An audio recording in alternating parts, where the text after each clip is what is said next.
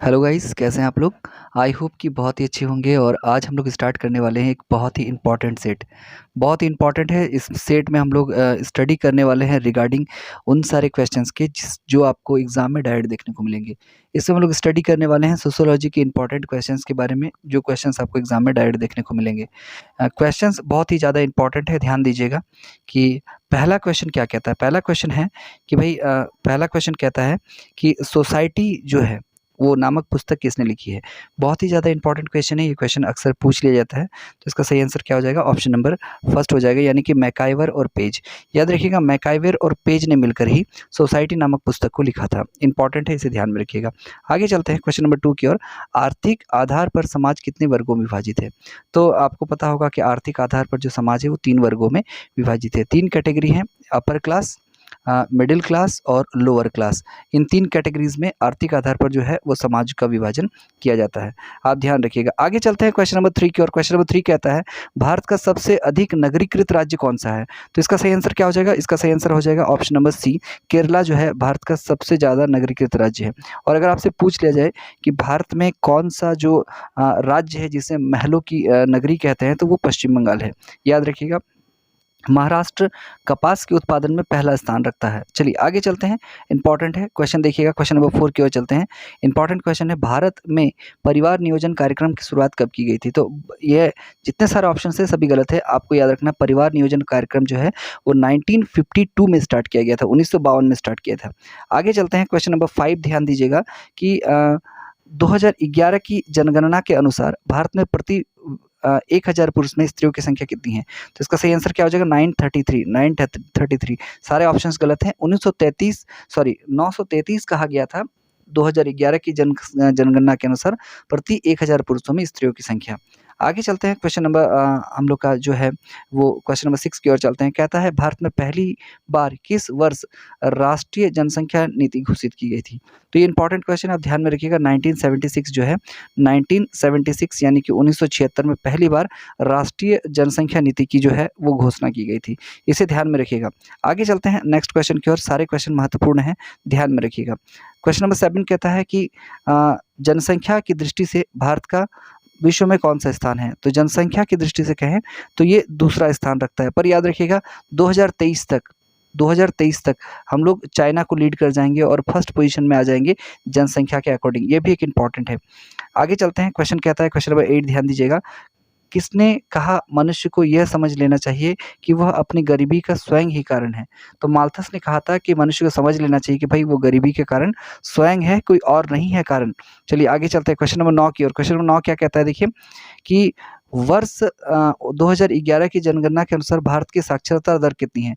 तो लगभग 74% जो है वो साक्षरता दर है वर्ष 2011 की जनगणना के अनुसार। आगे चलते हैं क्वेश्चन नंबर 10 की ओर।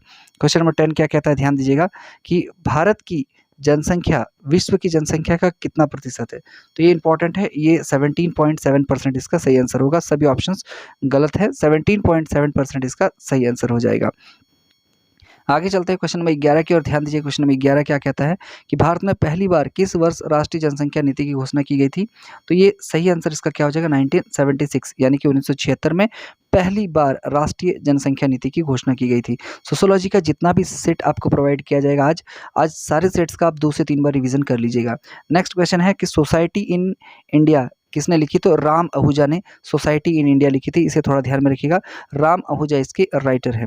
आगे देखिए क्वेश्चन नंबर 13 कहता है कि मानव समाज एवं संस्कृति का इतिहास कहाँ से शुरू होता है। तो इसका सही आंसर होगा गांव से। मानव समाज और संस्कृति का इतिहास जो है ना, गांव से शुरू होता है। पहले गांव बना, फिर कस्बा बना, फिर नगर बना, फिर शहर बना, इस प्रकार से। आगे चलते हैं। क्वेश्चन क्या कहता है, देखिए क्वेश्चन नंबर 14 की ओर चलते हैं कि समाजशास्त्र का जनक कौन है। तो आपको पता है कॉम्टे, यानी कि अगस्ट कॉम्टे या कॉम्ट ही समाजशास्त्र के जनक जाने जाते हैं। इन्होंने समाजशास्त्र की स्थापना कब की थी, ये आप प्रश्न का उत्तर कमेंट सेक्शन में बताएगा कि अगस्ट कॉम्टे ने समाजशास्त्र की स्थापना कब की थी। आगे चलते हैं क्वेश्चन नंबर 15 की ओर। क्वेश्चन नंबर 15 कहता है भारत के किस विश्वविद्यालय में समाजशास्त्र की पढ़ाई शुरू हुई थी। तो पहली बार जो भारत में समाजशास्त्र की पढ़ाई जो शुरू की गई थी वो बम्बई विश्वविद्यालय में शुरू की गई थी। ऑप्शन नंबर ए इसका सही आंसर हो जाएगा। आगे चलते हैं क्वेश्चन नंबर 16 की ओर कि ग्रामीण एवं नगरीय समुदाय को पृथक करने वाला आधार क्या है? तो इसका सही आंसर हो जाएगा ऑप्शन नंबर ए हो जाएगा इसका आधार, यानी कि व्यवसाय की प्रगति, इसका सही आंसर हो जाएगा। आगे चलते हैं क्वेश्चन नंबर 17 की ओर। किसने सीमांत मानव की अवधारणा दी? तो इसका सही आंसर है ऑप्शन नंबर ए, यानी जॉनसन ने सीमांत मानव की अवधारणा दी थी। क्वेश्चन नंबर 18 कहता है कि उपनिवेशवाद किस सोच का प्रतिफल है? तो इसका सही आंसर हो जाएगा साम्राज्यवाद का प्रतिफल है। साम्राज्य विस्तार की नीति से ही उपनिवेशवाद शब्द आया है। क्वेश्चन नंबर 19 कहता है कि भारत में प्रथम जनगणना कब हुई थी? 1872। किसके शासनकाल में? लॉर्ड मेयो के शासनकाल में। मेयो का नाम याद रखिएगा, इंपॉर्टेंट है। चलिए आगे चलते हैं क्वेश्चन नंबर 20 की ओर कि लैंगिक विषमता का संबंध किससे है? तो उपयुक्त सभी से लैंगिक विषमता का संबंध है, यानी कि सामाजिक मूल्यों से है, राजनीतिक मूल्यों से और आर्थिक मूल्यों से, सभी इसका सही आंसर हो जाएगा। नेक्स्ट क्वेश्चन नंबर 21 कहता है भारत में सबसे अधिक शिक्षित महिला वाला राज्य कौन सा है? तो बिल्कुल केरल। प्रति व्यक्ति आय में भी केरल सबसे आगे है, शिक्षित महिला में भी केरल सबसे आगे है, लिंग अनुपात में भी केरल सबसे आगे है और जन्म दर में भी केरल सबसे आगे है। अब ध्यान रखिएगा। आगे चलते हैं क्वेश्चन नंबर 22 कहता है समाजशास्त्र की उत्पत्ति किन भाषाओं से हुई? तो इसको ध्यान रखिएगा, लैटिन और ग्रीक दो भाषाओं से मिलकर समाजशास्त्र की उत्पत्ति हुई है, इसे आप ध्यान में रखिएगा। आगे चलते हैं क्वेश्चन नंबर 23 कहता है भील नामक जनजाति किस राज्य में निवास करती है? तो भील जनजाति है जो मध्य प्रदेश में निवास करती है। और आपको जानकारी के लिए बता दी, ये जो भील जनजाति है ना, ये भारत की सबसे बड़ी जनजाति है, यानी कि भारत में सबसे बड़ी संख्या इन्हीं जनजाति की पाई जाती है। आगे चलते हैं क्वेश्चन नंबर 24 धूमकुड़िया किस जनजाति में पाया जाता है? धूमकुड़िया जो है वो उरांव जनजाति का युवा गृह होता है धूमकुड़िया। आगे ध्यान में रखिएगा। क्वेश्चन नंबर 25 कहता है जाति का आधार क्या है? तो भाई जाति तो जन्म के आधार पर होता है, जहाँ जन्म लेंगे वही आपकी जाति बन जाएगी, तो ऑप्शन ए इसका सही आंसर है। आगे चलते हैं क्वेश्चन नंबर 26 की ओर कि किस समाज में हठ विवाह का प्रचलन है? तो हठ विवाह के बारे में कहा जाए तो जनजातीय समाज में हठ विवाह का प्रचलन होता है, इसे आप ध्यान में रखिएगा। आगे चलते हैं क्वेश्चन नंबर 27 की ओर भारत में सबसे कम साक्षरता वाला राज्य कौन सा है? तो भारत का सबसे कम साक्षरता वाला राज्य जो है ना वो बिहार है, इसे आप ध्यान में रखिएगा। बिहार भाई साहब क्या ही कहे, लिटरेसी रेट हो या जनसंख्या बढ़ाने की बात हो या फिर कुछ और भी बात क्यों ना हो, बिहार हमारा चरम पर रहता है।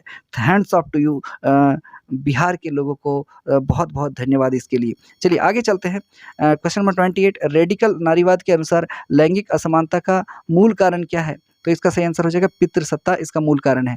ठीक है, बिहार के लिए आपको एक बात बता दें कि एंशिएंट टाइम में ना बिहार सबसे ज़्यादा उन्नत स्टेट हुआ करता था। आप महाजनपद काल को जब पढ़िएगा तब आप बिहार के महत्व को समझिएगा।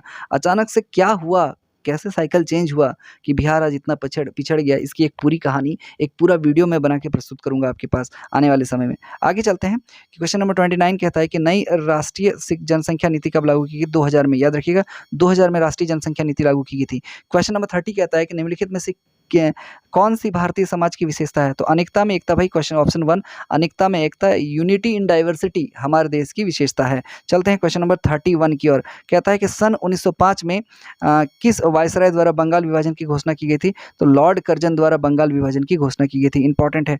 आगे चलते क्वेश्चन नंबर 32 असहयोग आंदोलन की पृष्ठभूमि तैयार करने में निम्न में से कौन सा कारण महत्वपूर्ण रहा है? तो सभी कारण महत्वपूर्ण रहे हैं, इसे थोड़ा ध्यान में रखिएगा। सभी कारण यानी कि अगर आपसे पूछ लिया जाए तो खिलाफत आंदोलन जो था 1919 में हुआ था, याद रखिएगा, और जलियांवाला बाग 1919 में हुआ था और रॉलेट एक्ट भी 1919 में ही लागू किया गया था। ये सारे तीनों नियम जो है ना 1919 के थे और इसी कारण से असहयोग आंदोलन गांधी जी उधर शुरू किया गया था। क्वेश्चन नंबर 33 कहता है इंडियन काउंसिल एक्ट किस वर्ष पारित किया गया? तो सारे ऑप्शन गलत है भाई साहब, सही आंसर क्या होगा? 1909। और 1909 में एक सुधार भी हुआ था जिसे मार्ले मिंटो सुधार के नाम से जानते हैं, इंपॉर्टेंट है, आप ध्यान में रखिएगा। चलिए आगे चलते हैं। क्वेश्चन नंबर 34 कहता है कि national character and the factors in east formation नामक पुस्तक के लेखक कौन है? इसका सही आंसर हो जाएगा ई बर्कर इसका सही आंसर है। आगे चलते हैं क्वेश्चन नंबर 35 की ओर। भारतीय राष्ट्रीय कांग्रेस की स्थापना एओ ह्यूम के द्वारा की गई थी। कब की गई थी? तो 1885 में, भाई ये याद रखिएगा डेट, 1885 में भारतीय राष्ट्रीय कांग्रेस की स्थापना हुई थी। आगे चलते हैं क्वेश्चन नंबर 36 कहता है कि भारतीय राष्ट्रीय कांग्रेस की स्थापना कब हुई थी? तो दिसंबर 1885, मैंने आपको अभी बताया। चलिए आगे चलते हैं। बहुत सारे इंपॉर्टेंट क्वेश्चन है। क्वेश्चन नंबर 37 राष्ट्र से अभिप्राय एक जाति अथवा वंशागत विशेषताओं वाला मानव संगठन है, कथन किसका है? ये कथन जो है वो लीलॉक का है, लीलॉक का ये कथन है, इसे ध्यान में रखिएगा, इंपॉर्टेंट है। क्वेश्चन नंबर 38 की ओर चलते हैं। जनसांख्यिकी शब्द किस भाषा से लिया गया है? तो ग्रीक भाषा से लिया गया है जनसांख्यिकी शब्द, इंपॉर्टेंट है, ध्यान रखिएगा, ऑप्शन ए इसका सही आंसर हो जाएगा। क्वेश्चन नंबर 39 भारत में जनसंख्या वृद्धि का मुख्य कारण क्या है? तो सही हो जाएगा उपयुक्त जो कारण है दोनों, यही कारण है अज्ञानता एवं शिक्षा, धार्मिक एवं भाग्यवादी भावनाओं का प्रभाव, ये आपको बिहार में ज़्यादा देखने को मिलेगा और यही कारण से बिहार आज इतना पिछड़ा हुआ है। भाई साहब चलते हैं आगे, क्वेश्चन नंबर लास्ट है 40 कि परीक्षा विवाह किस जनजाति में होता है? तो भील जनजाति में परीक्षा विवाह होता है। आपको सेट का 100% सॉल्यूशन जो है वो प्रोवाइड कर दिया गया है। आपको ध्यान में रखना है कि आप सेट को, अगर आप सोशियोलॉजी के एस्पिरेंट हैं, तैयारी कर रहे हैं, तो आप 2 से 4 बार इसको रिवीजन कर लें, 2 से 4 बार वीडियो को बार-बार देख लें। इससे बहुत सारे क्वेश्चन आपके एग्ज़ाम में टच कर सकते हैं। इंपॉर्टेंट है सारे प्रश्न। मिलते हैं फिर नेक्स्ट वीडियो में इसी तरह के एक इंपॉर्टेंट सेशन के साथ। तब तक के लिए good bye and thank you. बने रहे हमारे चैनल पर, सब्सक्राइब कर लीजिएगा, शेयर करना मत भूलिएगा।